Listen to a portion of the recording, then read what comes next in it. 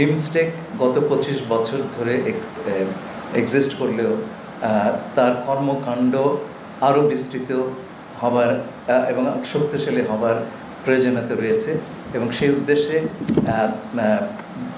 BIMSTEC Bangkok vision 2030 এই কৌশলপত্রটি এইবার সম্মেলনে গৃহীত হবে। এর প্রধান বিষয়গুলি হচ্ছে, মূল এইম হচ্ছে to build a prosperous, resilient and open BIMSTEC. আর তার প্রায়োরিটি এরিয়াস হচ্ছে অর্থনৈতিক প্রবৃদ্ধি এবং আপনার দারিদ্র নিরসন, crisis prevention, environmental sustainability, inclusive regional cooperation through strengthened connectivity, trade, disaster response এবং climate actions. এছাড়াও রয়েছে পিপল টু পিপল কোঅপারেশন। বিমস্টেকের দিক নির্দেশনার জন্য একটা এমিনেন্ট পার্সনস গ্রুপ তৈরি করা হয়েছিল।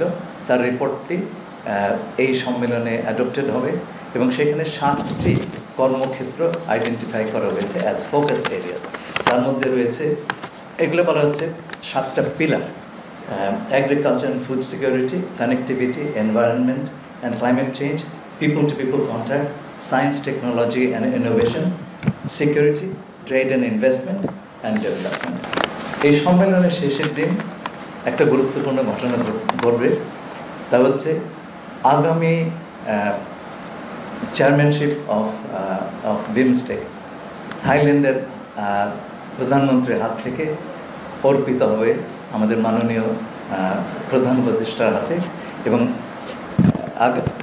এবং বিমস্টেকের পরিচালনার একটা প্রধান ভূমিকা এই সময় থেকে বাংলাদেশ পালন করে আসবে।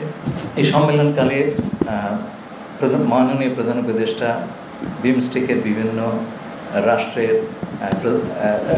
সরকারের প্রধানদের সঙ্গে আলোচনায় দ্বিপাক্ষিক বৈঠক করবেন। এছাড়াও উনি 2টি এগ্রিমেন্ট এবং MOU সাইনিংয়ের সময় উপস্থিত থাকবেন।